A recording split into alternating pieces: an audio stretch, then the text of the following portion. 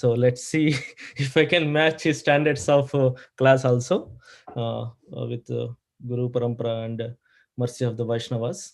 And so basically, I was looking for the meaning. Demystified means to give a clear understanding of what is Karma Yoga, or basically it goes into details of basics of what is Karma, what is Yoga, and all those things. So I tried to cover those topics in this session. Um, I prepared it very, very quickly.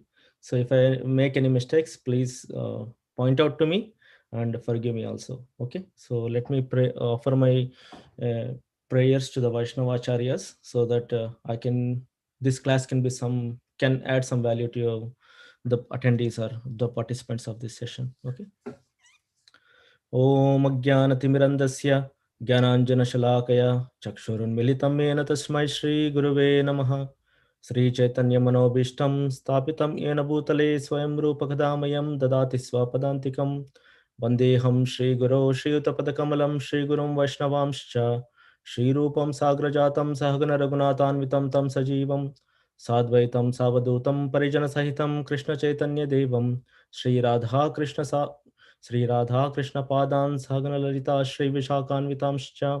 हे कृष्ण करुणा सिंधौ दीनबंधौ जगतपते गोपेश गोपिका कांत श्री राधा कांत नमोस्तुते। तप्त कांचन गौरंगी राधे वृंदावनेश्वरी वृषभानुसुते देवी प्रणमामि हरि प्रिये। वाञ्छकल्पतरुभ्यश्च कृपा सिन्धुभ्येव च पतितानां पावनेभ्यो वैष्णवेभ्यो नमो नमः। वाञ्छ हरे कृष्ण, जय श्री कृष्ण चैतन्य प्रभु नित्यानंद श्री द्वैत गदाधार शिव सदि गौर भक्तवृंद। हरे कृष्ण कृष्ण कृष्ण हरे हरे, हरे Ram Ram Ram Hare Hare. Hare Hare Krishna. So this is Karma Yoga Demystified. So as I said, I will try to go to the basics of what is Karma, what is Yoga, and we will see how this fit in Bhagavad Gita, and where all are the references provided for this Karma Yoga. Okay, so we all know the uh, Karma Yoga is a amalgamation or the combination of two words, which is karma and yoga. And yoga, we all know yoga a lot. We hear word yoga in the contemporary world many times, right? Many people, including Western world, they have started using the word yoga. So in reality, this word is originated from Sanskrit, and the word's meaning is yujyate anena iti yogaha. Yujyate anena iti yogaha. So meaning yujyate is like connecting or joining, right? With like joining, the process which joins or the process which connects is called as yoga. Okay. So what are we trying to, what is this process? It depends upon the previous word attached to it. If it is karma yoga, you are doing an action, or like we'll talk about karma yoga. But if it is bhakti yoga, you are connecting or joining with the process of bhakti. If it is a jnana yoga, you're trying or connecting with we're joining or connecting with the process of acquiring knowledge, or through the knowledge, right? If it is dhyana yoga, so you are doing it with the yoga system, with meditation and other things. Okay. So yes, there are many meanings in this contemporary world, but dhyana yoga contains many versions. So out of those, like eight, ashtanga is a part of the ashtanga yoga is a part of dhyana yoga. So ashtanga yoga is like 8 stages of yoga to connect to the supreme. So in that 8 stages, one of the stages is asana. So that is what we do. People like came up with so many other words, hatha yoga. There are specific words for different things. So to reach according to the philosophy, or according to the philosophy of Ashtanga yoga, you have your material body, or you're materially sound enough to reach or to join or to connect to whatever you want to connect to. So that's why they prefer one of the stages is asana, pranayama, and all those things comes in. So pratyahara is like a different part, but asana and pranayama specifically in this material world we follow to keep up our health. We say that, oh, we are healthy, and we want to be healthy, that's why we were performing yoga. That is right, that the by performing those stages or those particular activities, you may get a healthy physical body.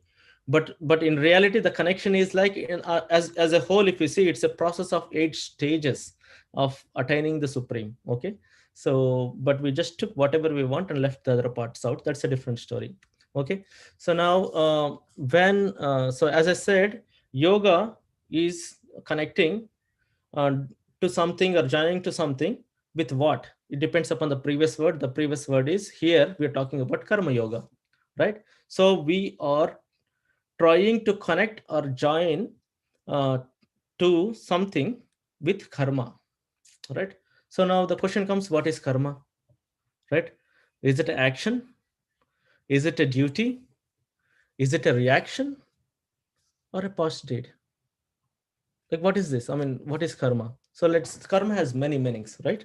So let's go in deep and see what each means, and what we really means by karma yoga in this today's context. Okay, so let's go back. So karma is, let's say, karma, one of the meanings of karma is action or work or doing something. Simply saying, it's doing something, right? So Srimad Bhagavad Gita, Krishna says that nahi kaschit chanam api jatu tishtati akarma krit karyate hi avashyah karma sarva prakriti jairgunehi. So Krishna says that, Krishna gives a definition of karma here as action. Okay, so what does it mean? Everyone is forced to act helplessly according to the qualities he has acquired from the modes of material nature. Therefore, no one can refrain from doing something, not even for a moment. Okay, so this is very profound verse.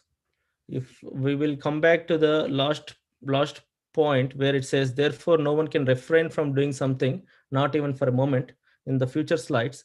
But what I want to specifically mention here is, karma is defined as a work or an action. Okay, so that is from Srimad Bhagavad Gita. Nahi kaschit api jatu tishtati karma krit karyate hi avashya karma sarva prakriti jair gunehi. Everyone is forced to act helplessly according to the qualities he has acquired from the modes of material nature. Depending upon the qualities he has acquired from the modes of material nature, everyone is supposed to act. Okay, then we'll talk about the refraining from work and all this. Why should we work and all those things in the next few slides. Okay, so one definition of the karma is action or work. We covered this and we said that we gave a proof that the karma means work also. Okay, next slide will tell you karma is a prescribed duty. Okay, prescribed duties can also be called as karma. Again, Sri Krishna says in Srimad Bhagavad Gita, evam gnatva kritam karma purvair api mumukshubhihi kuru karmaiva tashmatvam purvaih purvataram kritam. Bhagavad Gita, chapter 4, text 15. Evam gyatva kritam karma purvairapi mumukshibhihi kurva karmaiva tashmatvam purvai purvataram kritam. All the liberated souls in ancient times acted with this understanding of my transcendental nature. Okay, so we are not for this, we are not concerned. I mean, we are not talking about the first line. So we're talking about, we're much interested in the second line for this verse. Okay, therefore you should perform your duty following in their footsteps. So every living entity, meaning every living entity has a prescribed duties. Okay, karma is defined as prescribed duty also, and Krishna is saying that please follow that according to the previous acharyas or previous predecessors who had set these prescribed duties. Okay, so first we discussed and mentioned that the meaning of the karma is action. Okay, or performing a duty, action or performing some work. And the second one, second we have defined karma as prescribed duty. Okay, now let's go to the third meaning. Okay, so in the third, I want to quote, the karma is also referred to as a reaction. Okay, so so the proof for that is, there are some verses in Bhagavad Gita also, but I just picked this verse to just go out of Bhagavad Gita and show that it's not only in Bhagavad Gita, but you have in other places also. Karma is used as a reaction. Karma has multiple meanings. Okay, so this verse is from Srimad Bhagavatam, Canto 12, Chapter 6, Text 26. Okay, Sarpa Chauragni Vidyut Vidyudbhyaha Kshutrid Vyadhi Adibhir Nripa Panchatvam Panchatvam Richate Jantur Bhunktva Arabdha Karmatat. Meaning, when a conditioned soul is killed by snakes, thieves, fire, lightning, hunger, disease, or anything else, he's experiencing the reaction to his own past work. So if a living entity or living soul, a conditioned soul, is killed by snakes or thieves, the definition of this verse is, if a living or the conditioned soul is killed by snakes, thieves, fire, lightning, or hunger, disease, or anything else, so that's only because of his reaction. That means karma. So the word used is arabdha karmatat. Arabdha karma. The reaction is the reaction for the past deeds, whatever we have done. So far we have defined karma as three words, right? First is work, second is a duty, third is a reaction of our work. Okay, it's the same. All these three are different things, but we're using the same word karma. Okay, now let's go back and summarize what we have learned so far. So far we talked about yoga, and yoga is something which joins or which connects with something depending upon the word used before yoga. So if it is bhakti yoga, you're joining using the bhakti or a devotion as your channel to connect. And if it is now in this case we're talking about karma yoga, so it is karma which to channel towards the connection. Okay, so now and we have seen three meanings of karma, and let's summarize here. Okay, so when it is said karma, we said that it is a work, it is a duty, and it is a reaction.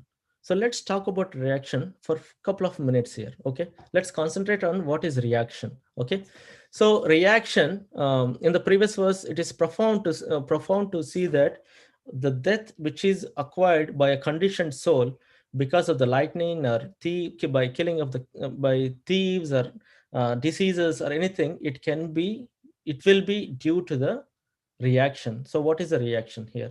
The karma in this context we're talking is karma as a reaction. Okay, karma as a reaction, this is important here. Okay, so there are on a broad level, there are little detail level also. On a broad level, um, when you see from the top, Vedanta Sutra defines that karma or reaction is of three types. Okay, so what are those three types? Sanchitta karma, prarabdha karma, and agami karma. Okay, Sanchita karma is accumulated reactions. Prarabdha karma is ongoing reactions. Agami karma is reactions in the future, or the reactions that are going to come in the future, or reactions to come. Okay, so the analogy I want to quote here is, it's a tank. Let's say it's a water tank, right? When we have a water tank, the tank has some level of water. Okay, that is a big tank. Okay, please remember, this is a big tank and we have some level of water in there. This is a place where the karma is stored, or the reactions are stored, which is called as sanchitta karma, accumulation. We see this tank is a green color tank, and we have some water coming in from the hose on the top. Okay, and we have a little nozzle or a little tap at the bottom. Okay, do you see this one? This is the tap. When you open that nozzle, the water will come out. Okay, so in this analogy, what I want to mention is, we have a tank which is storing or accumulating all the reactions. Okay, that is sanchitta karma. That means reactions, or the reactions for what? What is a reaction? First of all, reaction is something which is an opposite of action. So if you perform some action, some work, some reaction will come out. Okay, so for that one, this sanchita karma is a is collecting all the actions you perform during many lifetimes. So those reactions for that actions are being stored in this green tank, whatever we see in this analogy, right? So the water which is coming from the top is called as kriyamana karma, but I didn't mention it. So this is basically in the going ongoing lifetime, right? You perform some activities. So those activities are being poured, the reactions for those activities are being poured through those hose into the tank. Okay, so to collect or to stay in this accumulation or sanchita. So this is a feeding source for this collection of reactions. Okay, now when a living entity gets a body, okay, that body is depending upon that body, or that body is determined, what how much that body is determined by the prarabdha karma. When you say prarabdha, right, so it's prarabdha karma. So during that prarabdha karma, it's already when the before, see, this hose is not open. Before this hose is open, uh, meaning that living entity is not suffering anything. That means there is no body for that living entity at this point of time. Okay, or maybe that living entity is in the body of an animal or a bird. Okay, so please remember, any these It's animals and age 30. birds, they don't get any kind of reactions. Please remember, whatever the activities they perform, they don't get reactions. Okay, so when this opens up, when the living entity takes a birth, that means when this opens up, that means you are giving with some prarabdha. Like, there is some prarabdha given to that living entity. And um, that prarabdha, that is called as prarabdha karma. Basically, you are, if someone is a son of Bill Gates, or if someone is there is Bill Gates, so how come he can be rich, president of the United States, prime ministers? I mean, why not? Like, any rich persons, like, how are they rich? And there are so many people in Somalia uh, who doesn't even have a meal, a proper meal. So, right, so there are different varieties. And these are two extremes, right? One is super rich, the other one is super poor.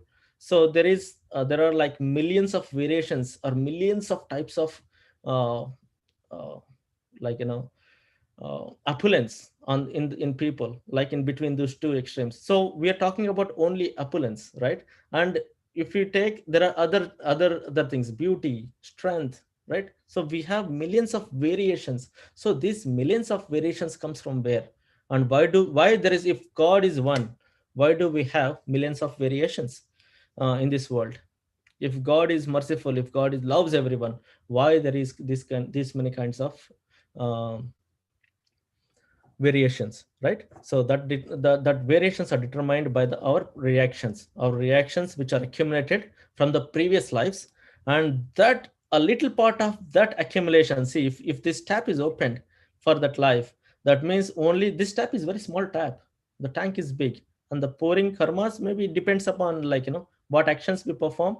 It depends more or less. So when you open that up, there is something which comes out, that is the prarabdha karma. Okay, that is the reactions that were set for the life, and that have to be, no one can take them out from you. It has to be uh, enjoyed, depending upon that, depending upon your previous karmas, it can be enjoyed or suffered, depending upon what kind of storage you have, right? If you have what comes in, like what comes in will go out, right? So if you have very good karmas, you get very good life, very good opulence, very good things. But if you have very bad karma stored, so you'll get sufferings and all those things. So that is prarabdha karma. I think we spoke a lot about these three. Agami karma is basically the you, for a particular life that is already decided and came out, right? That is prarabdha karma, and we still have so much accumulation. Sanchita is not finished. So agami karma is the karma or the reactions which will come in your future lives or in the next lives. So this agami karma and sanchita karma can be completely destroyed with some activities what you perform in the present life.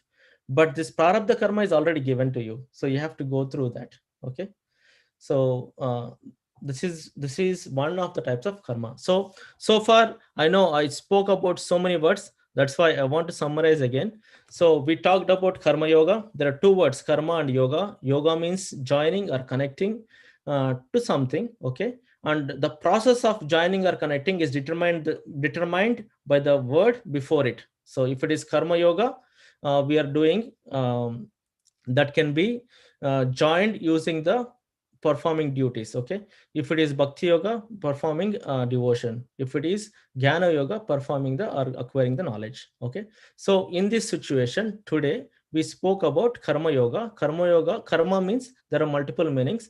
We talked about performing a duty, performing action, and reaction. They're all called as karma. And we talked about different types of reactions. Now if we'll go back to the word which is called as karma yoga. In this context, karma yoga, in the today's context, karma yoga means performing duties, okay, to connect to the supreme being.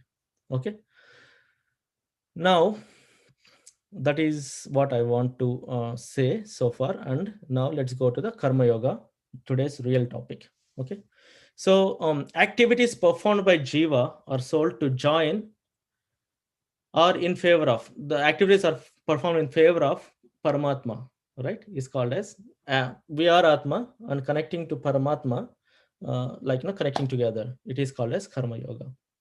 So these are done by performing activities. Okay, so this is the definition we have to stick to for today's context. Okay, now Karma Yoga in Krishna consciousness. Okay, so now the question is, I want to. No, we'll talk it about after 2 minutes. Okay, so now what I want to say is karma yoga in Krishna consciousness, performing prescribed duties for the purpose of spiritual connection. Okay, first point, performing a spiritual duties can be performed for Paramatma. For joining with Paramatma is different than duties performed for spiritual connection with selfless mode, for not material gratification, but for spiritual elevation. Okay, so this is a very, very huge topic. I will talk to you in 2 minutes. Okay, I'll pose a question. I'll come back to that. So when we do karma yoga, Krishna takes the karma and gives us the yoga. So this is a nice quote. Chaitanya Charan Prabhu puts this in one of his classes. So when we do karma yoga, Krishna takes the karma. He accepts the karma you perform, and he gives the yoga. Yoga is he gives the connection to you, like okay, come back, or something like that. Okay, so in this context, like what is the proof? So Krishna says in Bhagavad Gita 3.9, Yagnarhat karmano nyatra lokoyam karma bandhanaha tadartham karma kaunteya mukta sangha samachara. Work done as a sacrifice for Vishnu has to be performed. Otherwise, work causes bondage in this material world. Therefore, O son of Kunti, perform your prescribed duties for his satisfaction, and in that way, you will always remain free from bondage. Sri Krishna is saying that, O Arjun, O son of Kunti, perform the activities as a sacrifice to Lord Vishnu. Okay, this is very famous verse. This is a profound verse here. So he's saying that perform the activities. You cannot leave. So if you remember, I told you when I quoted verse 3.5 that you cannot, a soul cannot survive without performing activity, because the nature of the soul is to perform activity. Okay, so so you have to perform, or you have to act. Right, this is a verse. Nahi kaschit chanam api jatu tishtati akarmakrit karyate hi avashyah karma sarva prakriti jair gunehi. Everyone is forced to act helplessly. There is no chance. You cannot live without acting, because that's the nature of the soul to act according to the qualities he has acquired from the modes. Okay, so here is Krishna is saying again in 3:39. He's saying that Yagnarhat karmano netra, with work done as sacrifice, Krishna has to be performed. Otherwise, work causes bondage in the material world. Therefore, son of Kunti, perform your prescribed duties for his satisfaction, and in that way, you will always remain free from bondage. So work has to be done. So Krishna is saying that do it, but do it without bondage. So what do you mean by do it without bondage? Right? So whenever we perform some activity, whenever we do some work, let's say, for example, you work very hard in the office, right? You have a project, you put your effort, all the effort, like you put more than 8 hours every day to make sure that the project was successful. Eventually the manager comes and says that, hey, my team performed that activity, or I performed that activity. How do you feel? Right? You feel that you were devastated because you put all the effort and someone else is taking away the credit, don't you? Right? So the question is like, why are we feeling devastated? Because whenever we perform activity or whenever we perform some work, we have given our thing, like given, or we have done something, um, or we have some attraction for that work. What, or not attraction for the work, attraction for that result of the work. So when that result is there, we get devastated for that thing, right? Because someone else is taking over the credit. So Krishna is saying that perform your activity without a bondage, means without any kind of attachment. Don't think about the result. It can be good or it can be a failure. It can be successful work or it can be failure work, right? So don't perform your activity um, with an attachment or with a bondage. And this applies not only to the material world. So the example I gave you of the office work is material. Okay, let's take about spiritual activity. Let's say there are there are so many devotees who comes to perform, like the make the malas, like for flower garlands for the devotees, for the deities. So when they're making the flower garland for the deity, they should always think about, okay, I am making this mala and this is for the pleasure of Krishna, or for the pleasure of Radha and Krishna, or the deities. We should not think that I am making the mala, so I am the best mala maker in this world. When you have that attitude, or when you have that thinking of, I am dressing the deity, so it must be the best, I don't care, I mean, no one is better than me. When we have such an attitude, even in the spiritual world, even in the spiritual activities we perform, Krishna doesn't like it. His Holiness Radhanath Maharaj mentions that, if an activity, even though if it is spiritual, if you perform that activity uh, thinking, like putting your ego first, or thinking you are the doer of that work, and Krishna, and you are the best doer of that work, you're better than anyone else, Krishna feels that even though you are giving a garland to him, he feels that he got some thorns in his body. So we should be very careful that now, even though we perform the activity, spiritual activity, that work has to be performed as an offering to the Lord with love, without even a iota of arrogance. Okay. So after saying that, I'm just thinking, is it easy to do that?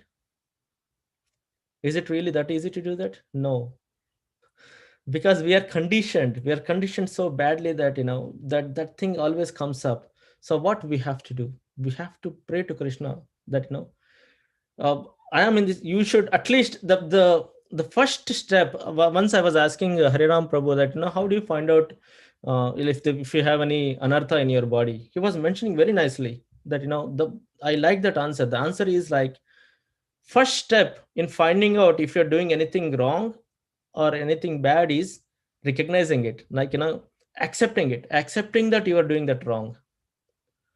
Most of the time, at least in my case, most of my life, I was not even able to recognize that I am doing something wrong, or my thinking is wrong, or maybe um, my process of that event is wrong. So the first step is to think, or to understand it is wrong. And so what do you need for that for that you really need mercy. Actually, without that, it's very hard to understand if you're really doing something wrong, or the process of your work is wrong. So the idea is like, keep the mind open for the feedback. It can be bad. If it is bad, it's very good actually for us. We have to, it can be opposite, it can be some negative feedback. Think about that. If someone is giving negative feedback, um, her Grace Nitai Sevani Mataji was mentioning, if someone is trying to give a negative feedback, think how much hard it is for them to give that feedback to you. It's not easy to just go and tell someone negative feedback. So we should think that it's a blessing. You should really appreciate them coming back to us and give us a negative feedback. So these are all easy to say, but yes, we have to follow that. That's how we get to know what negatives we have, what we are doing wrong. So basically, overall, what we are trying to say is like, even though we are performing, um, we were at the point where karma leads to the, or any action leads to the attachment or bondage. So this attachment or bondage can not only be in the material world, but can also be in the material, can also be possible in the spiritual world. And we talked about an example. If you're making a garland, please make a garland. No, I mean, not only garland, any other activity for the Krishna, let's say cooking or a deity worship or deity seva. You are, if even though if you are doing sweeping of the DT floor, we think that, oh, I am the only one, the best one who is sweeping every day. No one sweeps here. So that kind of attitude, Krishna doesn't like it. Somehow we get to. It's good that you are doing it. I'm not saying that it's bad or you should not.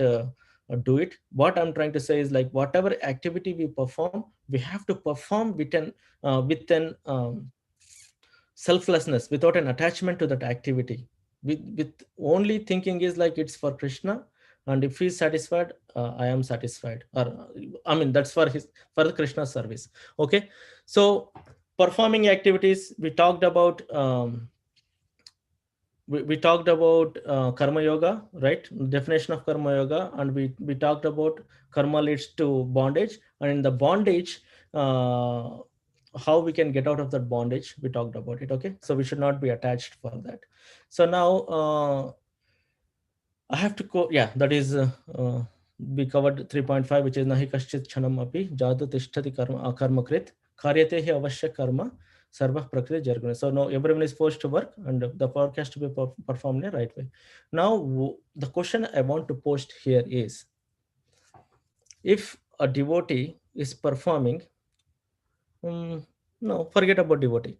If if if someone is in, I'm trying to find the right example here. If someone is performing an action, right, towards if someone is performing a karma yoga. Okay, when we say karma yoga, the yoga, we discussed, right, the purpose of that yoga is spiritual connection.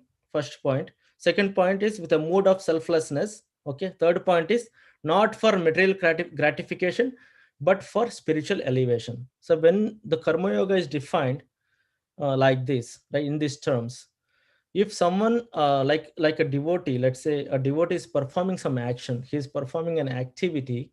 uh, I will be specific. Okay, so if a devotee of ISKCON, or if a devotee like me is performing some action, uh, do we consider that as a karma yoga or bhakti yoga?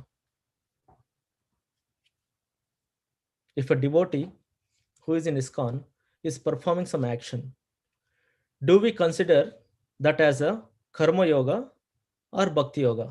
That is my question. So anyone wants to take a guess?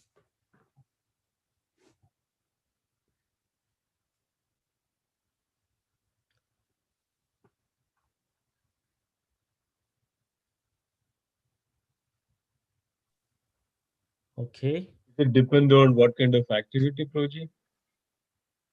Hmm. Good try, Prabhuji. Yes, that is activity also. Let's say one common activity. Let's say someone is, I'll try to find an example. Someone is taking a flower. Uh, no, someone is. Let's say there is a devotee who goes to ISKCON. He is also working, and there is another devotee. He doesn't go to ISKCON, but he is also working.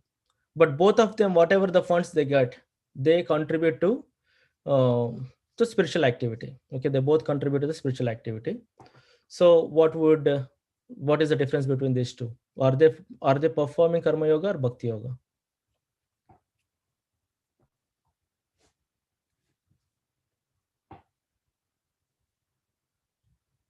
There is an answer on the chat.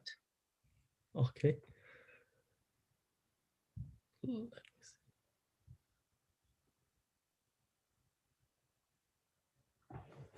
Yes. So who is performing karma yoga, Prabhuji?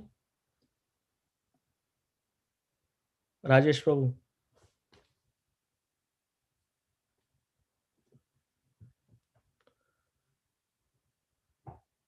Atul Patel Prabhu says Bhakti Yoga.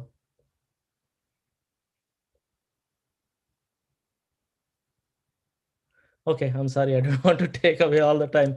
So basically, whenever someone performs some activity, right? Karma yoga, like specifically karma yoga. So it depends upon the individual's consciousness. If the consciousness is to satisfy Krishna, he is performing bhakti yoga. If the consciousness is to satisfy an unknown being or a supreme personality, someone who is supreme, maybe like he, like for example, there are so many Jnanavadis. They also perform activities um, for the liberation. Okay, in that point of time, they are performing karma yoga.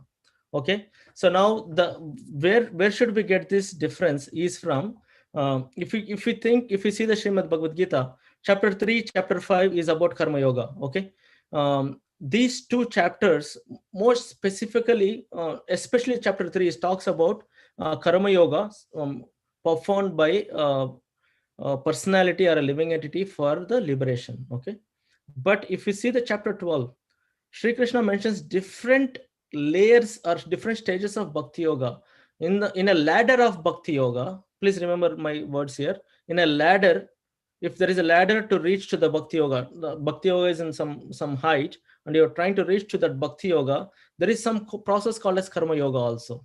Okay, so that's why when Rajesh Prabhu said karma yoga, so the question comes in, like, is it karma yoga in bhakti yoga, or is karma yoga for the liberation? Okay, so that's why I asked, like, which karma yoga. So now the point is, like, in bhakti yoga, chapter 12 clearly mentions different stages of bhakti yoga. In that, one of the stages or one of the rungs of that ladder for bhakti yoga is karma yoga also. If a devotee's consciousness, especially if a ISKCON devotee's consciousness is to satisfy or for the pleasure of Krishna, for the pleasure of Radha Krishna, for the pleasure of Gauranita, for the pleasure of Jagannath Baldev Subramai, for the pleasure of Sita Ram Lakshman Hanuman, their their consciousness defines if it is a bhakti yoga, a karma yoga in bhakti yoga ladder, or is it just a karma yoga. Okay, that is what I wanted to mention here. Now, thank you all for participating, and I appreciate all your responses. That did keep these things keep the class live, because I knew I was boring for a long time, so I wanted to wake up everyone.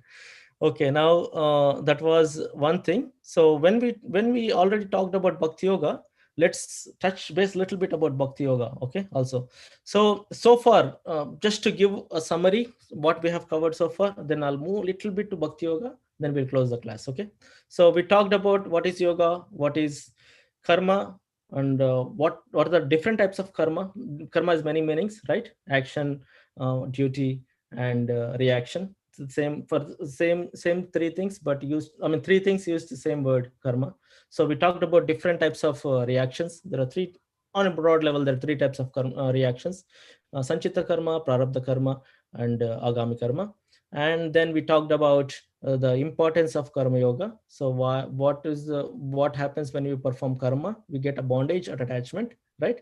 And then we talked about um, difference difference between karma yoga in general life, and difference between karma yoga, like, difference, there is a rung in the ladder of bhakti yoga called as karma yoga also. We talked about that karma yoga also. Okay, now let's go back, let's go little diversion, and we'll go to bhakti yoga. Okay, so there are nine limbs of bhakti. Okay, Sri Prahlad Maharaj mentions Shravanam Kirtanam Vishnu Smaranam Pada Sevanam Archanam Vandanam Dashyam Sakyam Atmanivedanam Iti Pumsha Itu Pansharpita Vishnu Bhaktische Navalakshana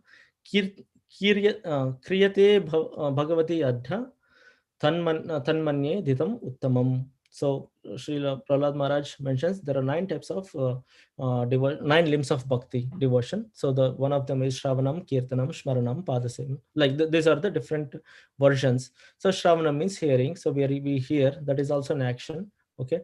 Kirtanam, we perform activity which is called as Kirtan. That is also action, but it is counted as bhakti. That is what I want to specifically mention here. So, right. So a living entity doesn't live or is forced to act. There is no way a living entity live without action. Srila Prabhupada in chapter 3, he specifically mentions that at least for his living, in the purport, Srila Prabhupada mentions that at least for the livelihood of a person, he has to work. If it doesn't work, he cannot get food. Let's say, for example, there is a rich person, best person, right? At least he should eat his own food. He has to perform an action, right? At least to eat food. So that's why everyone is forced to act. If he doesn't eat also, let's say he has a machine or some servant to feed him, at least he has to chew his food. So that is also an action.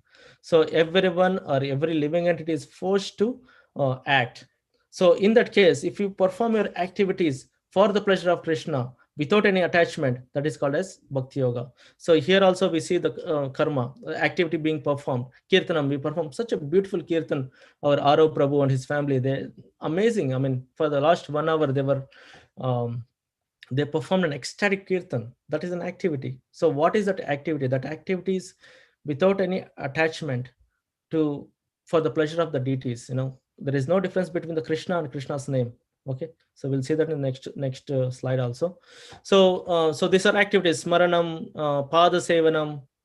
Pada sevan is visiting the temples, or circumambulating the temple deities. They say that Srila Rupa Goswami says in Bhakti Rasamrita Sindhu, circumambulating a temple deity is very, very important.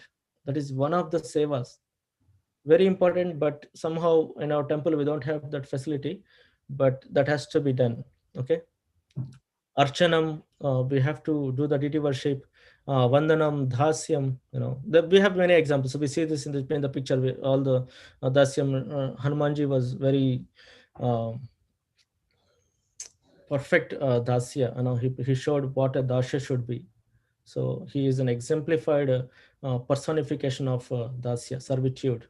He was a he considered Rama as his life and soul. So he served Sakyam, friendship, Arjuna and Uddhava for Krishna, and Atma Nivedanam, complete surrender. Adadana Sinam Danter Idam Yache Puna Puna Shri Rupa Pada Dulisham Janma Janmani. This is the verse Raghunath Goswami mentioned. Right now, he was completely surrendered to Rupa Goswami. He said, Adadana Sthanam Danter.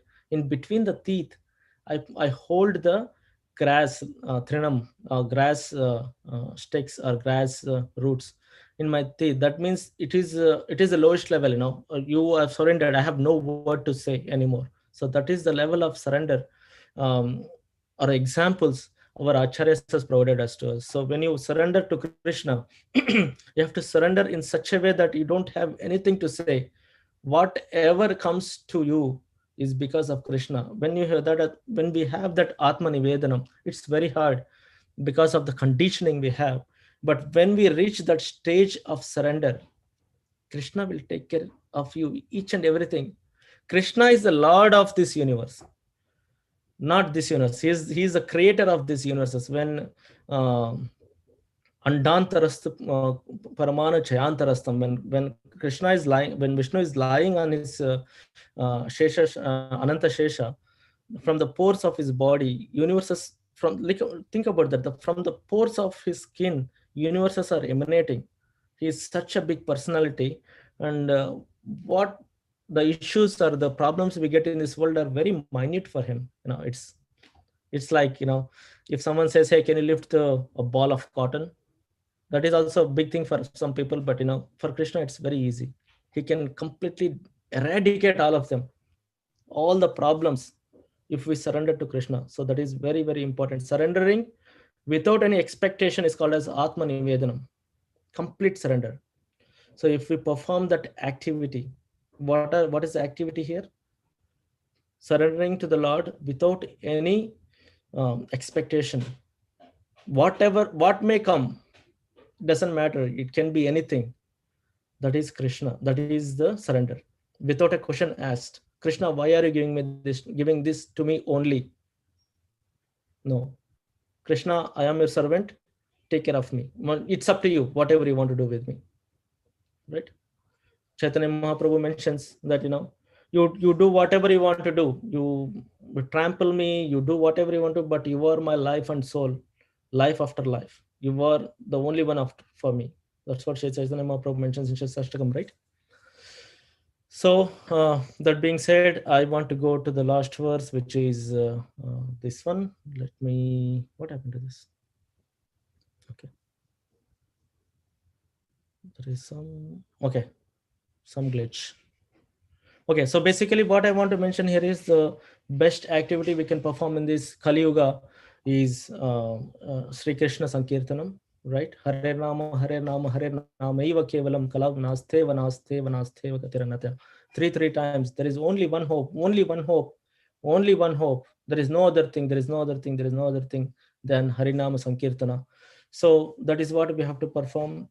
We have seen many devotees, Haridas Thakur, Srila Haridas Thakur, many devotees, like, they were completely dedicated. Namacharya, Haridas Thakur was Namacharya. He was completely chanting for 22 hours a day, um, without sleep, without anything. So think about that.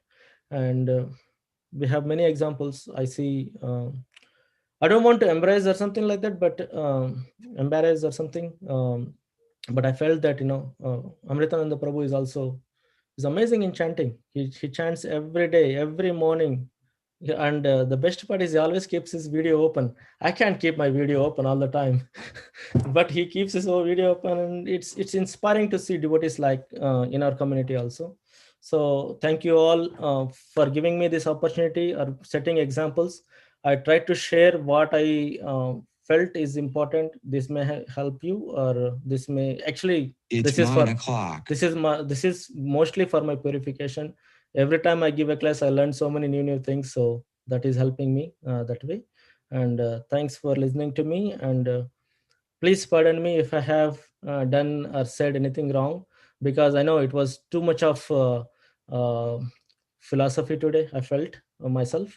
So if you have any reflections, or if you want to correct me at some point, please open up and share yourself. Hare Krishna. Srila Prabhupada ki jai. Jai. Thank you so much, Harikishore Prabhu. It was wonderful taking into wonderful topic, wonderful points, Karma Yoga, and getting deep into that. What is Karma Yoga and what is yoga? What are the karmas? What are the various types of karmas? It's nicely explained with so many examples. So nice. Thank you so much. If anybody has any reflections, comments, questions, concerns, anything like to add, anything like to correct, please open up. Wonderful opportunity to reveal your realizations. Want to add more? So many ways. That's the purpose of this Sangha, dear devotees. To understand more, that's why we call it as Bhagavad Gita systematic study. So this is, we are churning, pretty much churning this entire chapter. We are going through the Karma Yoga. We are churning the entire chapter, what is really the Karma Yoga and how we can really take it in our heart. Now we can work on it, act on it. Yes, there are more to come, but we are gradually, systematically understanding these aspects of bhakti, these ladders of bhakti, how we can slowly climb up to the ladder. So we are on the Karma Yoga, the beginning ladder. So there are many ladders like that. It takes us to that ladder, to the top of the ladder. So please add. Yes, go ahead. Who is HV? Would you please reveal your name so that we will. Prabhu, if you can unmute all, because currently the admin has muted everyone. Let me. No, everybody. Okay, ask to unmute. I can. Yeah. Hare Krishna, Prabhu. This is Radhika Kishore, Jersey City, from Jersey City. So I have a question, Prabhu. Like in Karma Yoga, chapter 3, 37, sloka 37. Yes, in the purport, Prabhupada says, if we get anger, it's use in Krishna service. Like a example is Hanuman is using the fire of Lanka, and Arjuna is using his anger in the battlefield of Kurukshetra, in the service, in the mood of service. So in this case, like devotees, if we get anger, so how can we in the service of mood we can use, how can we use that anger to the service of Krishna? Right. So, thank you, Mataji. I'll try to I'll try to repeat your question, and if I understood your question correctly, then we can go ahead with the answer. Okay. So you're mentioning that Srila Prabhupada mentions in Bhagavad Gita that anger can be used as an instrument in Krishna consciousness. Okay. So, for example, Prabhupada gives the examples of Hanumanji and Arjun. So Hanumanji says Hanumanji used his anger in the service of burning the Lanka to protect Sita Devi. Right? We all know that. And Arjuna also used his anger in killing many many warriors in Kurukshetra war. So Mataji, your question is, if we get an anger, how can we divert that into the Krishna consciousness? That's what is your question?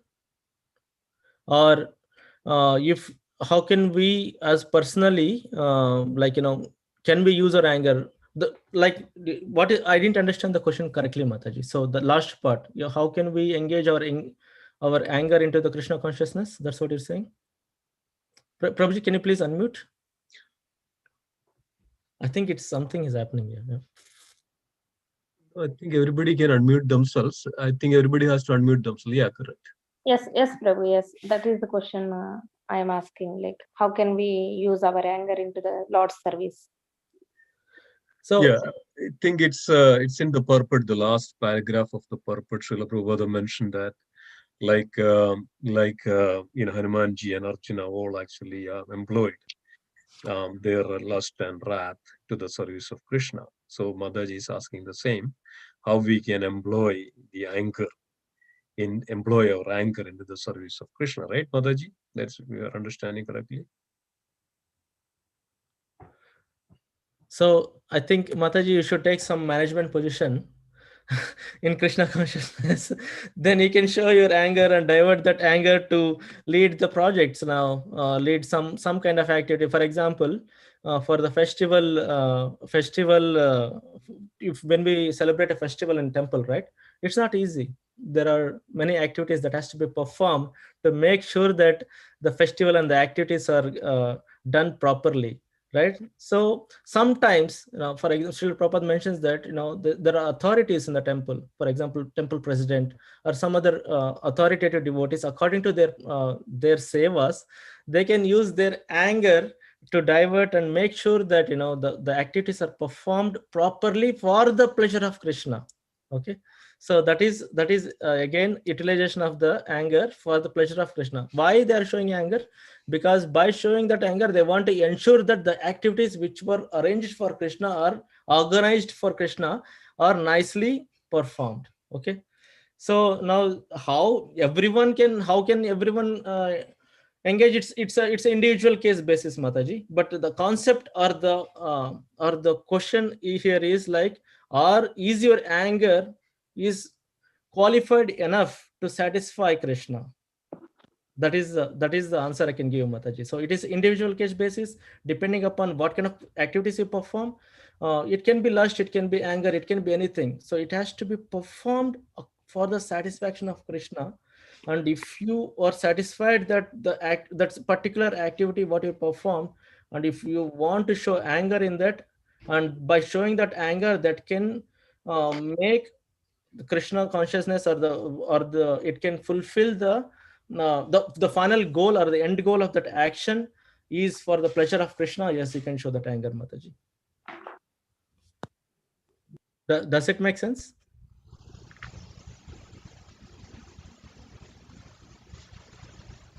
Everybody can unmute yourself. I will ask everybody to unmute yourself. Yes, Prabhu, yes. Yeah, I got it. Thank you. Hare Krishna. Hare Krishna. Thank you, Prabhu. So I see in the chat, I just saw this in the chat. Neeta Mataji is asking a question. Karma yoga in Bhakti yoga is also karma yoga, right? Since the person doing it doesn't know his goal is Bhakti yoga or that he is on the ladder of Bhakti yoga. So if the person knows or doesn't know, right? The point is like if his goal is towards if this action, whatever he's performing, is towards the satisfaction of Krishna or his consciousness, when he says it's in the conscious or what the,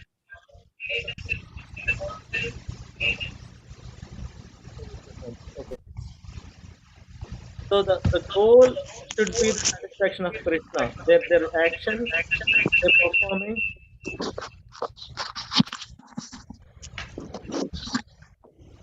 There is some echo or something. Yeah, I think so. So when the goal is towards the satisfaction of Krishna, then that is karma yoga in the bhakti yoga. When it is the goal of that action is to acquire liberation, that is just karma yoga. It is not bad. Karma yoga is also not bad. Please remember that there is another stages. There is another set of ladder. That is called as yoga ladder differently. From karma yoga they'll go to jnana yoga. From jnana yoga they'll go to dhyana yoga. From dhyana yoga they'll go to liberation, right? That is or bhakti So, yoga. Prabhuji, Yes. this is Neeta, Prabhuji. Yes, okay. So, thank you for a nice class, Prabhuji. Thank you so much. Just wanted to understand better. So, if we say that karma yoga in the ladder of bhakti yoga, so his consciousness is to please Krishna. So, if he wants to please Krishna, then it will become bhakti yoga, right? Or Yes, Mataji. But you're performing an act, so that's why it is karma yoga. It is called as karma yoga. Right? okay. So it is not like a devotional activity, it's just a regular act. No. It is a devotional activity, but in the ladder of bhakti yoga. So when I say that bhakti yoga has different stages, Mataji, right? As we have a yoga ladder, that is different completely. And in the bhakti yoga also there are different stages, right? What are those stages? First you bhajana kriya, sadhu sangha, right? Anartha nivritti, all the stages. You remember 8 stages of devotion? Yeah, Prabhuji. So you when in the beginning, what would we start with? We start with hearing and chanting, right? And we met with a devotee. So all these stages you perform some activities. So those are Mhm. the karma yoga. That's what I would say, Mataji. In the karma yoga and the bhakti yoga. Okay, Prabhuji. Okay, got it. Thank you, Prabhuji. Krishna Mataji. Hari.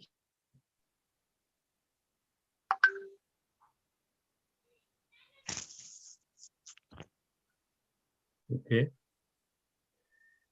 Yeah, that's a wonderful answer. Yes. Karma yoga, when it comes to the bhakti yoga, that's Mataji, it's also dissolves. Karma yoga dissolves. There is actually action in Krishna consciousness is the bhakti yoga.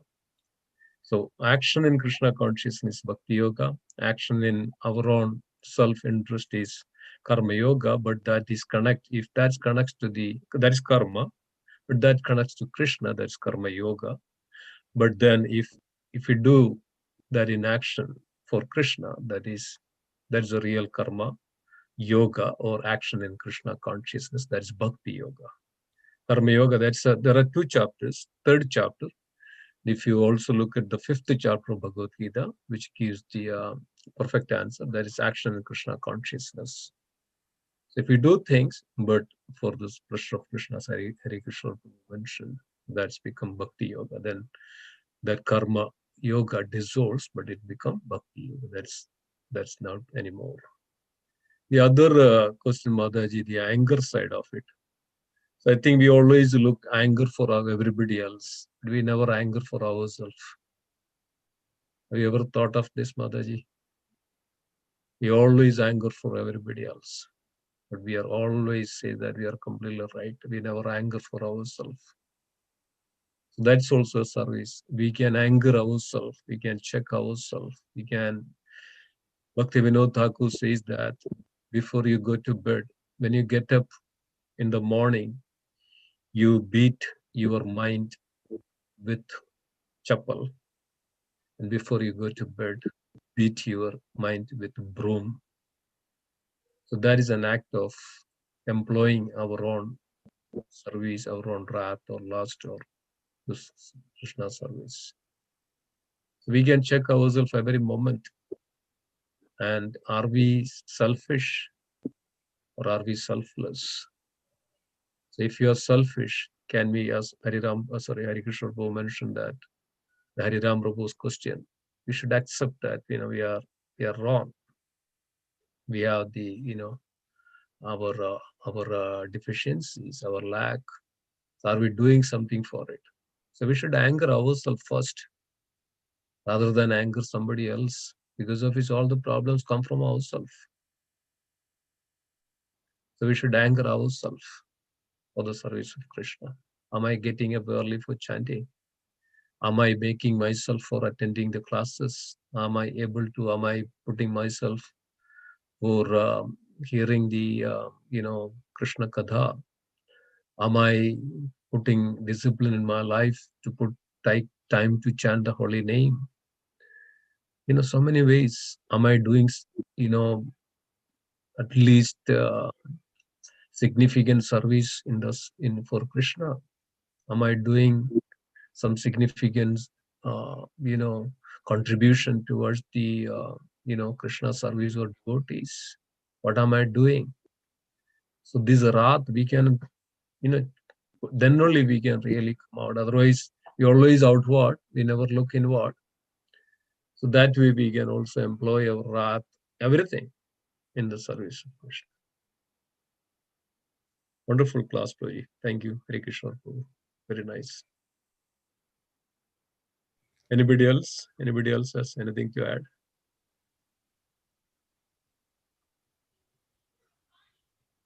Mardanta Prabhu, like to add something? I think these two questions were excellent, and I can only share my experiences and the guidance on the very same topic. Three Swamis from our ISKCON. One is Romapad Swami, the mentor of ICNJ. The other, my Guru Maharaj, Radhanath Swami, and then Bhakti Rasamrita Swami. In the early days of ICNJ, everyone was raw. Nobody knew much of anything. Somehow or the other, things were happening. So a board was set up because an organization needs a formal structure. So there was Romapad Maharaj, who was the GBC representative. And then for the ICNJ, there was a board of directors. And we used to discuss plans, strategy, tactical, whatever it was. And whatever Maharaj would say, everyone would agree. And that was because of the, a sannyasi. You always defer to sannyasi. That's the etiquette. So I asked Maharaj, and there were times when I would take a differing point of view, but I asked Maharaj, I feel very uncomfortable. You're a sannyasi and I'm just a neophyte. And then, but it's a service, correct? So Maharaj said, yes, I appreciate it. Because when we sit on this table, we are all equals. There's no sannyasi, grasti, brahmachari. And all we're doing is to see what is the best service for Krishna. So one is that thing about the service. It may seem contradictory to Vaishnava etiquette. Of course, no one is rude or yelling or anything. So if we just agree everything, then we're not really doing our service of being a responsible member and putting your point of view so that everyone can then review it. So that was one point. The second point is, I had asked my Guru Maharaj, I love to do kirtan, but I do kirtan for my pleasure, not for Krishna's pleasure, because it makes me feel utsa, very happy. And I feel guilty because the instruction is you do it for Krishna's pleasure. You do it for his devotees' pleasure. So Maharaj says that initially we have a lot of mishra, like what Prabhuji also had said, that initially when we come with a baggage of conditioning, and then we get this little bit of Krishna consciousness, and some will engage, whatever it may be, kirtan, cooking, making flowers, giving class, whatever it may be. So initially that self-enjoyment factor is there because we are conditioned. However, because it is an act of devotional service, kirtan is an act of devotional service. Talking about Krishna as an act of devotional service, cleaning the temple floor is an act of devotional service. Offering your obeisance to a Vaishnava is an act of devotional service. So because it is an act of devotional service, that very act, though it is making you happy, will start cleansing away the anarthas, and gradually it will bring you up to a stage where it will be for Krishna's pleasure, for the pleasure of his devotees. So continue doing it. So that was the second instruction.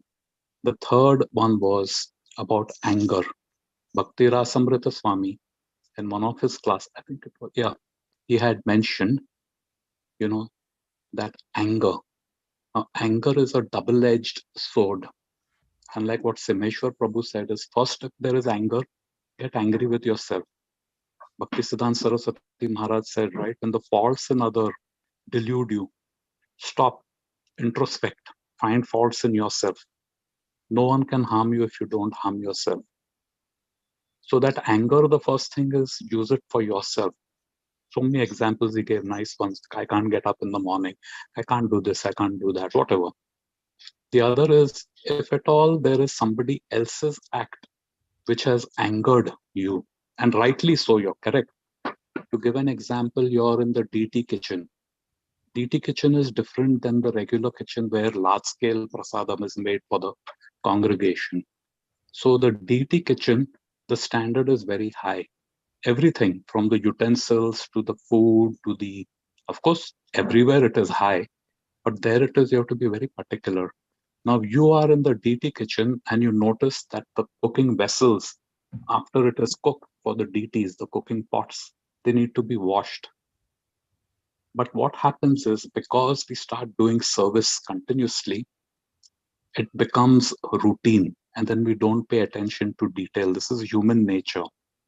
We don't pay attention to detail.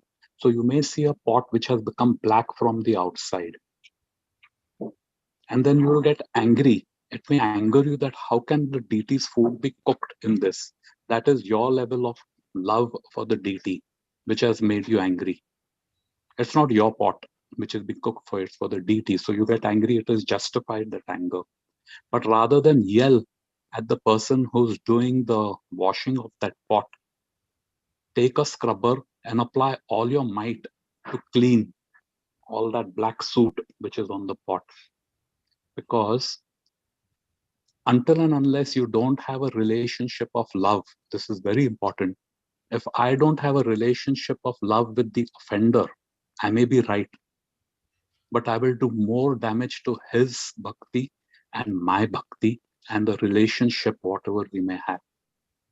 So if there is a relationship of love, then it could be told in a nice way, not just where he went wrong, but how to correct it.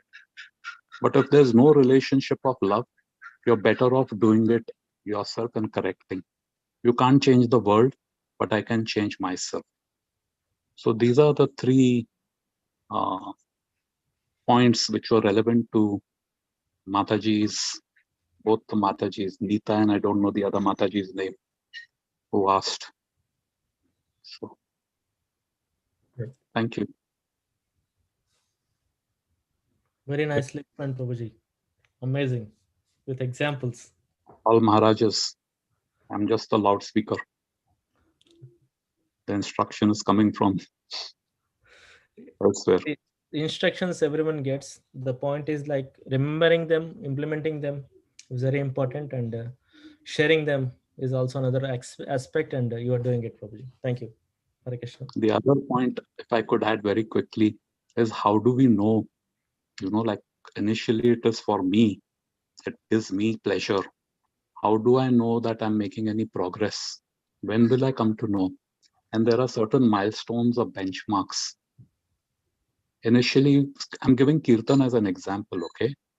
Initially, Kirtan, and different people sing Kirtan in different ways. There are people who are really excellent and people who are beginners. All the same, what happens is we have a tendency and a favoritism to listen to Kirtan by this Kirtaniya or that Kirtaniya or that one, or, someone who's really, really excellent, and nothing wrong with it. But when that level, it really doesn't matter even if someone is singing out of key, just by hearing the words Hare Krishna, Hare Rama, just by hearing that Mahamantra itself, we appreciate that more than what the tune or out of tune or out of beat or anything else is.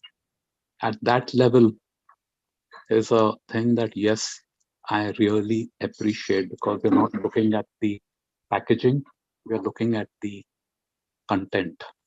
So that goes deeper, our realization of the service. Yeah. Thank you.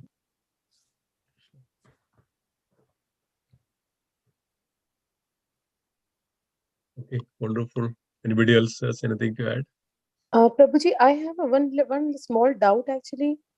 Very nice class, Prabhuji. Thank you. Very important topic and very enlightening. Prabhuji, my question was about in Chaitanya Leela, we read about um, one of the devotees, Shivanand Sen, and he had a dog. That dog, he saw that, I think they were going to take in the boat, and the boat keeper said, I cannot take him. And then he said, no, I will take him. And then he fed the dog. And then one day he had to go away, and he told the other man to take care of the dog, and he couldn't take care. So that night he kept searching for that dog. And then next day they couldn't find it, and they went to Mahaprabhu, and they saw that the dog was sitting right next to him. And Mahaprabhu was telling him, chant, chant Hare Krishna. And that dog was chanting. And all the devotees of Mahaprabhu were seeing him chanting. And the next day they couldn't find the dog, because the dog had it said in the Adi Leela that they actually, the dog left the body and he went to Vaikuntha. So I mean, just the consciousness that we talked about here, it's differently, because it's Mahaprabhu can do a kripa. There is no on a platform of Gita we understand about between the animal species as well as the human species, but when it comes to God, he can. Is that some understanding of Prabhuji? How do we understand this? Very nice point, Mataji. So in the glories of Harinama, in Harinama Chintamani, in different parts of scriptures, we hear that Harinama has special effects. Okay, so the idea is there are three stages of chanting Hare Krishna, right? First is Namabhas, where we chant without knowing what is the importance, or we don't know like what would happen if we do offenses or anything like that. We just chant. That, for example, when we started chanting in general, like most of the devotees have spoke to them, they had ecstasy in the beginning itself. They were like, wow, chanting, and they just chant. They don't know what is what, they just chant. So this is the perfect stage. If in that stage, that is called as Namabhas, like you are chanting without knowing the importance or without knowing anything, you're offending. Yeah, there is some kind of activities going on, you're just doing it.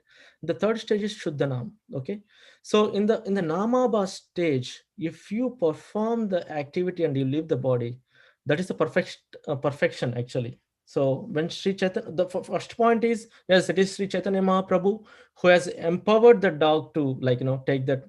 If Chaitanya Mahaprabhu has empowered everyone, like Krishna, Chaitanya Mahaprabhu is Krishna himself, right? So that is also there. But the other understanding is like when the chanting is done in the Namabha stage, when in the stage of imperfection, then also you will get delivered, right? The offenses are not counted. So when we progress through this Namabhas, the stage of chanting to a different level for years long, when we keep doing this chanting, we get used to it. What do you call it? I forgot the English phrase there. So basically, when you are accustomed, or when you get known to that process, you become easy taking. Okay, it's chanting. Let's chant. Morning, wake up and just chant. So in that process, the offenses are counted at that point of time. So basically, to answer your question, what I want to say is.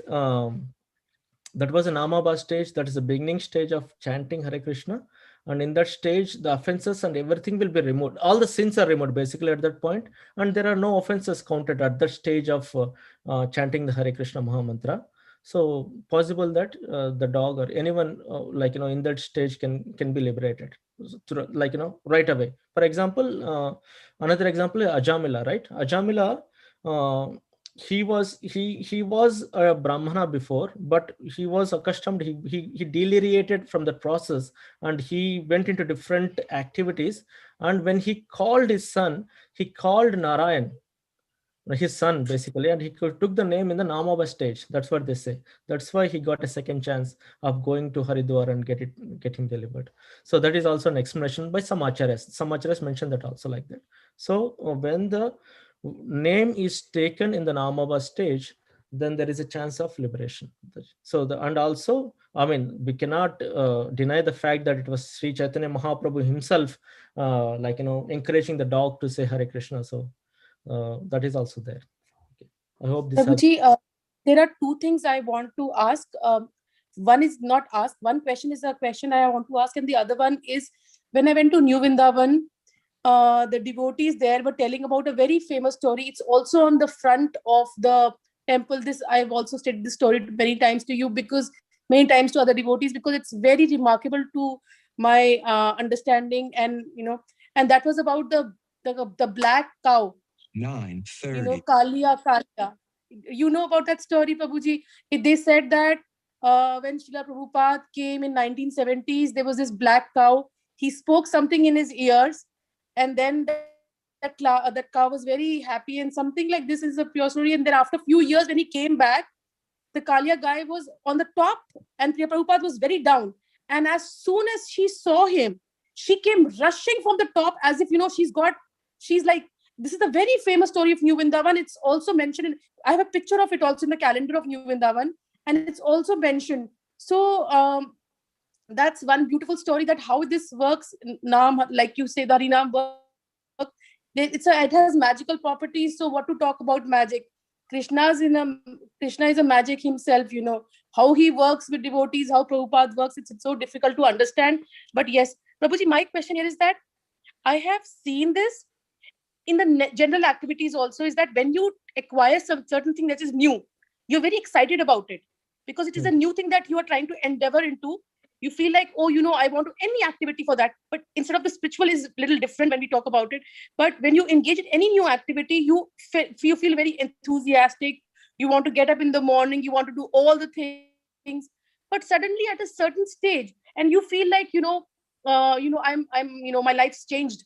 But gradually there is a stage, where you feel like I'm not making any progress. And it sometimes becomes mundane, or you take it for granted. My bhakti is, I'm a bhakta, I've been doing devotion, I've been chanting for so many years. I'm already pure Vaishnava. That could come. Thankfully, Krishna's mercy is not yet, I'm not even there. But I feel that as a mundane activities, material life, you get that contentment, and you take more. How do you define that in the spiritual sense, that once a person acquires a Harinam, and when we try to talk to somebody, and when we also understand for ourselves that this is very nice, and you feel like there's a difference, as if you've entered from a dark room into a lighted room, and you feel like your life's enlightening, you feel more connectivity, you feel more nicely. But suddenly, do I fear that after a few years I will have that contentment feeling, that and there will be no progress made? Sorry, Prabhuji, if I'm clear. I think I got a question, Mataji. I'll try to share my reflections on that point. So basically, it's a very good point. It's not with only one person; it's with everyone. Most of the people in the material world, they go through that. Srila Prabhupada was also like he mentioned multiple classes that in this material world, Maya is very, very strong. right? Whenever you take some steps towards Krishna, her duty, that is her duty, we cannot blame her. So her duty is to pull the devotee back from Krishna. So whenever he's trying to go to Krishna, she'll be pulled. So that's why we're always, sometimes we're deep into devotion, waking up 5 o'clock every morning, chanting and perfect chanting and everything. But some days we go down. And some, again, we some like with Krishna's mercy, some devotees, we see some encouragement, sadhu sangha, we just go up, then it will go down. Because this is a fight. Whenever a person is a living entity in this material world, it is a fight always with Maya, because we are in the Maya's clutches, right? This is Durga, right? We're in the jail, where Durga Devi or Maya Devi is guarding it. So we are trying to get out of the jail, but somehow we cannot get out because we have this body, we have we have, that is one point. And the other point is like we have this prarabdha karmas also, what we have performed in previous life, and how do we get out of it. So all those things play an act. So yes, that is possible. Sometimes we are very high, very ecstatic, and sometimes we are low, then we go up, then we go low. So in this process, the best thing is, it is possible, it happens with everyone.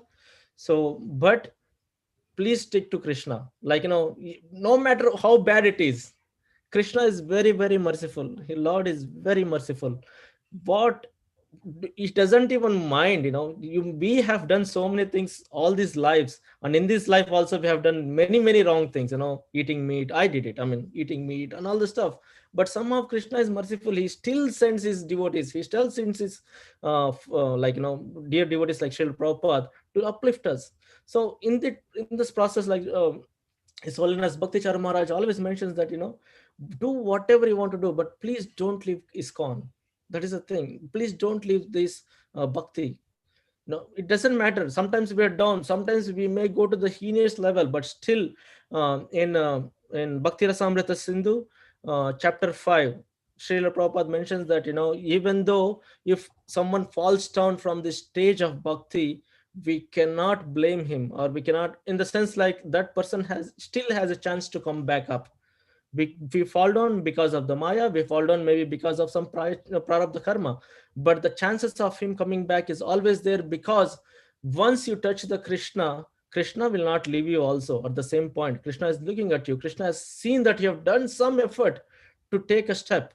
Then he also sends some inspiration, sends some kind of activity, some devotee, sends some book or something like that to pick you up. Okay, you have done this, please come back now, I'm putting it. Then we follow some time, then you fall down, then you come back up. This process is going on, Mata. It will happen because we are in this material world. So but as I said, this happens with everyone, with me also, with everyone. I mean, I'm nothing, but I'm just saying it happens with everyone. So the process is like we have to stick to this process. Okay, whatever it is, I fell down, that's okay. Krishna, please forgive me. That's okay is not like, in an that's not in a, like, easy taking way, but it's nothing like, it's not bad enough to go back to Krishna. Whatever you fell down or whatever happens, it's not bad enough to go back to Krishna. So it is always important to be with Krishna. It always important to be sticking to this process, whatever it is. We may fall down, but Krishna is merciful enough to take us back. So let's stick to this. That's what I can answer, Mataji.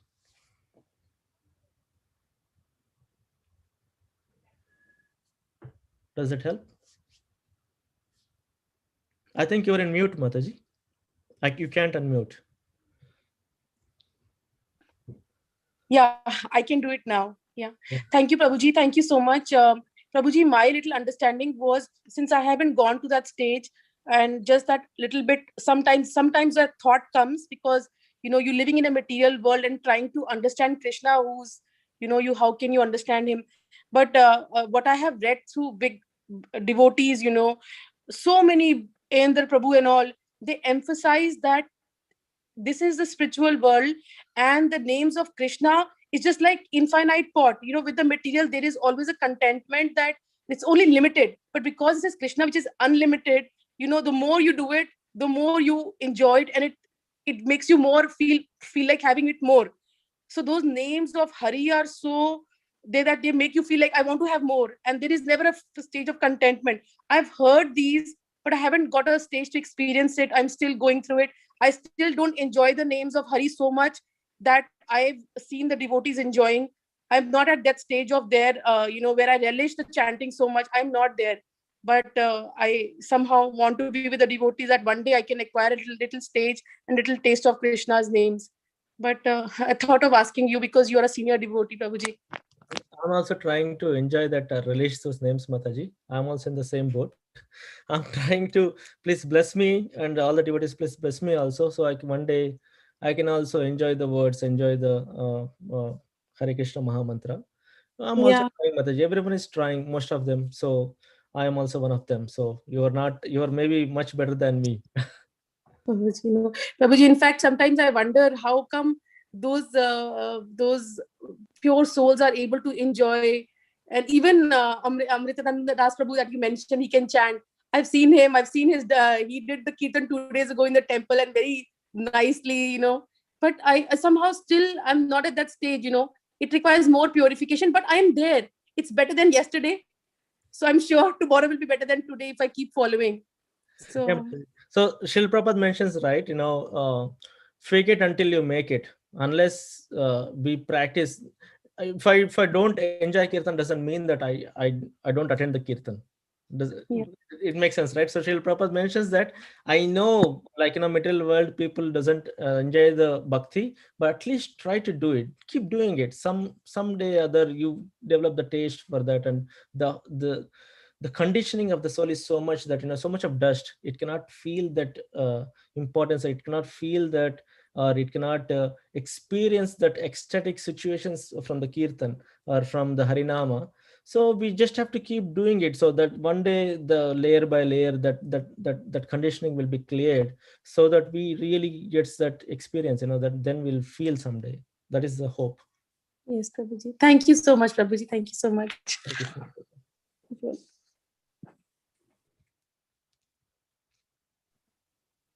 Yeah, thank you so much. I think it's already 9:40. I think it's high time now. So let's then conclude today's session. Let's pay our obeisance to all the Vaishnava devotees who have joined today. All the Vaishnava devotees, let's pay our obeisances. Vancha kalpatarupasya, kripa sindhubhya evacha, patitanam pavanebhyo, Vaishnavebhyo namo namaha, Vaishnavrinda ki jai. Srimad Bhagavad Gita ki jai. Srila Prabhupada ki jai. Gaurav Premanande Hari Hari Bol.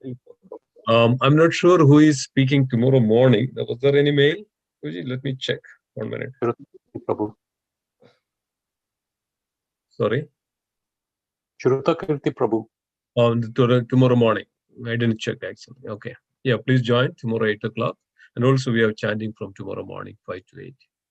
Please join. Also tomorrow evening we have class at 8 o'clock, I believe. Yeah. So please join as much as you can. That would be very helpful. Thank you so much, dear devotees. Hare Krishna. Thank you, Harikishore Prabhuji, for a wonderful class. Thank you. Harikishore, that was wonderful, Prabhu. Hare Krishna. Srila Prabhupada ki jai. Gaura Prema.